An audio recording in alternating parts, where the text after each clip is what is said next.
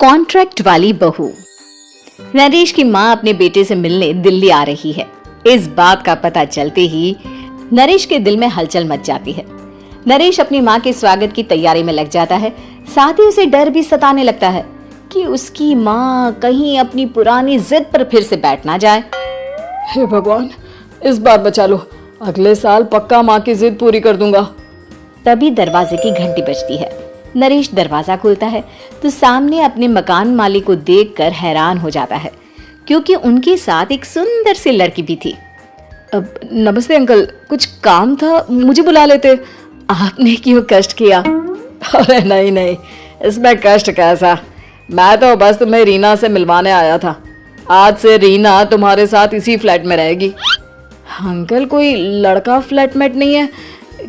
एक अनजान लड़की के साथ रहना मेरे लिए थोड़ा अजीब होगा। देखो नरेश, मैं तुम्हें पहले भी बता चुका हूँ कि इस फ्लैट में तुम्हें किसी ना किसी के साथ एडजस्ट करना ही होगा, या फिर तुम अकेले पूरे फ्लैट का किराया दे दो, मैं किसी को नहीं रखूंगा। नरेश अपने मकान मालिक की बात सुन के रीना के साथ रहने के लिए तैयार हो जाता है, पर अंदर ही अंदर उसे ये बात खाने लगती है कि वो अपनी माँ को क्या जवाब देगा जब उसकी माँ रीना के बारे में उसे पूछेगी। दिन बीतने लगते हैं। नरेश और रीना अच्छे दोस्त भी बन जाते हैं, पर अभी भी नरेश अपनी प्रॉब्लम का सॉल्यूशन नहीं ढूंढ पाता। एक दिन नरेश बहुत परेशान सा बैठा होता है।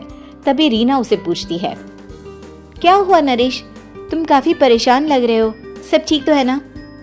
हाँ सब ठीक है, बस एक छोटी सी प्रॉब्लम है। वो एक्चुअली 2 दिन बाद मेरी माँ मुझसे मिलने आ रही है।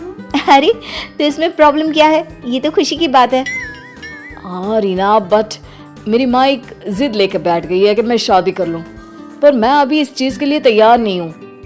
ऊपर से जब वो तुम्हें देखेगी तो 100 सवाल करेगी, क्या जवाब दूंगा? अरे इसमें कोई टेंशन वाली बात नहीं है, मेरे पास ना इस प्रॉब्लम का सलूशन है, जिससे ना तुम्हें शादी करनी पड़ेगी और ना ही तुम्हारी माँ मेरे बारे में कुछ पूछेंगी। रीना की बात सुनकर नरेश सोच में डूब जाता है। वो सोचता है कि रीना खुले ख्यालों वाली लड़की है, कहीं माँ को सच बता ना दे।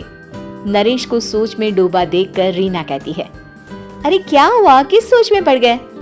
डोंट वरी, जैसा तुम सोच रहे हो ना वैसे कुछ भी नहीं है, मेरे पास एक प्लान है। मैं कुछ समझ नहीं पा रहा हूँ, कैसा प्लान? मैं समझाती हूँ। हम ना एक कॉन्ट्रैक्ट मैरिज कर लेते हैं। फिलहाल मेरे पास जॉब नहीं है, तो तुम इस रूम का किराया दे देना जब तक तुम्हारी माँ यहाँ रहेंगी, सिर्फ तब तक। और तुम अपनी माँ से कह देना कि मैं तुम्हारी पत्नी हूँ, इससे वो मेरे यहाँ रहने पर कोई सवाल भी नहीं करेंगी। अरे बात तुम्हारी ठीक है, पर माँ से झूठ बोलना, ना ना पापा, मैं ये रिस्क नहीं ले सकता।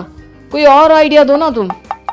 देखो मंजूर हो तो बोलो, वरना सच बता दो, मुझे कोई प्रॉब्लम नहीं है। रीना की बात सुनकर नरेश सोच में डूब जाता है। बहुत सोचने के बाद जब उसे कोई रास्ता नहीं मिलता तो वो रीना के बताए हुए रास्ते पर चलने के लिए तैयार हो जाता है। वो रीना से बात करता है और अपनी माँ की पसंद और नापसंद के बारे में बताता है। रीना भी नरेश की सभी बातों को ध्यान से सुनती है, ताकि कहीं उससे कोई गलती ना हो जाए। आखिर वो दिन भी आ जाता है जब नरेश की माँ उससे मिलने दिल्ली आ जाती है। नरेश अपनी माँ को फ्लैट पर लेकर जाता है। जैसे ही नरेश की माँ फ्लैट के अंदर जाती है, रीना उसके पैर छू लेती है। ये देखकर नरेश की माँ थोड़ी घबरा जाती है और नरेश से पूछती है, अरे बेटा नरेश, ये कौन है? माँ, ये आपकी बहू रीना है। माफी चाहता हूँ, सब कुछ इतनी जल्दी में हुआ कि आपको बता ही नहीं पाया, इसलिए सोचा कि क्यों ना आपको सरप्राइज दिया जाए। अरे बेटा, मैं तो बस तेरा घर बसा हुआ देखना चाहती थी। हाँ, बहुत अरमान थे अपनी इकलौते बेटी की शादी को लेकर, लेकिन कोई बात नहीं, शायद किस्मत को यही मंजूर होगा। ये कहते ही नरेश की माँ रीना को गले लगा लेती है। रीना बेटिया, मेरा बेटा ना थोड़ा नादान है, पर तुम काफी समझदार लगती हो, और मैं जानती हूँ कि तुम इसका बहुत अच्छे से ध्यान रखोगी।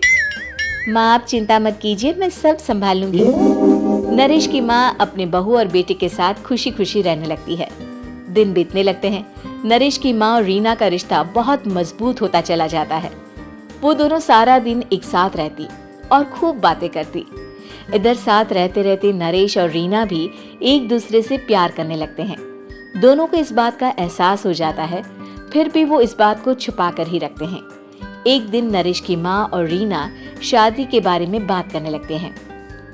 रीना बिटिया, ये तो नरेश ने मुझे बिना बताए शादी कर ली, वरना मैं तो अपनी इकलौती बेटी की शादी इतनी धूमधाम से करती कि सारी दुनिया देखती रह जाती।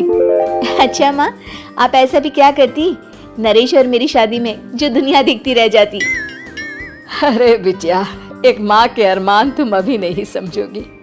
मैं तो अपनी बहू को एक रानी की तरह लेकर आती और शादी भी बिल्कुल शाही अंदाज में करती, पर मेरे तो सारे अरमान ऐसे ही रह गए। खैर, मुझे तो अपने बेटे और बहू की खुशी चाहिए बस। ये कहते हुए नरेश की माँ की आंखों में आंसू आ जाते हैं। रीना भी ये सुनकर ख्यालों में खो जाती है, क्योंकि वो भी मन ही मन खुद को नरेश की पत्नी और उसकी माँ की बहू मानने लगी थी। शाम को जब नरेश ऑफिस से घर आता है तो रीना खुद को रोक नहीं पाती और नरेश के सामने उसकी माँ को अपने और नरेश के रिश्ते का सारा सच बता देती है। रीना की बात सुनकर नरेश की माँ दोनों से बहुत नाराज हो जाती है और घर वापस जाने की बात करने लगती है। तुम दोनों ने मुझसे सच छुपाकर बहुत ठेस पहुंचाई है मुझे। अब तुम लोगों के साथ नहीं रहना चाहती मैं, कल ही वापस चली जाऊंगी अपने घर। माँ, मुझे माफ कर दो, ये सब मैंने रीना के कहने पर ही किया है, वरना मैं भी आपको कभी ठेस पहुंचाने के बारे में सोच भी नहीं सकता। हाँ माँ, हमने ये सिर्फ आपका दिल रखने के लिए किया, प्लीज हम दोनों को माफ कर दीजिए। तुम दोनों ने मेरे अरमानों के साथ खिलवाड़ किया है, और वैसे भी मुझे अपने बेटे के लिए एक अच्छी लड़की ढूंढनी है, इसलिए मेरा यहाँ से जाना ही बेहतर होगा। माँ की ये बात सुनकर रीना खुद को रोक नहीं पाती। माँ, क्या मैं आपके घर की बहू बनने लायक नहीं हूँ? रीना की बात सुनकर नरेश हैरान रह जाता है। नरेश की माँ भी कुछ समझ नहीं पाती। मैं कुछ समझी नहीं, आखिर तुम कहना क्या चाहती हो? माँ, मैं वो नरेश से बहुत प्यार करती हूँ और साथ ही साथ मैं आपको भी अपनी माँ मान बैठी हूँ। आज जब आपकी बातें सुनी तो खुद को रोक नहीं पाई, इसलिए सारा सच आपको बता दिया। रीना की बात सुनकर नरेश की माँ की आंखों में आंसू आ जाते हैं और वो अपने बेटे नरेश और रीना को गले लगा लेती है। मेरे घर की बहू तो सिर्फ रीना बिटिया ही बनेगी। मैं आज ही तुम दोनों की शादी की तारीख निकलवा दूंगी, बस एक बार तुम्हारे घर वाले मान जाए। उसी दिन रीना के माता पिता भी उनके फ्लैट पर आ जाते हैं। दोनों परिवार आपस में बैठकर बातें करते हैं और शादी के लिए राजी हो जाते हैं। रीना भी कॉन्ट्रैक्ट फाड़ देती है और कहती है, सही मायने में मैं अब बहू बनूंगी, अब तक तो सिर्फ कॉन्ट्रैक्ट वाली बहू थी।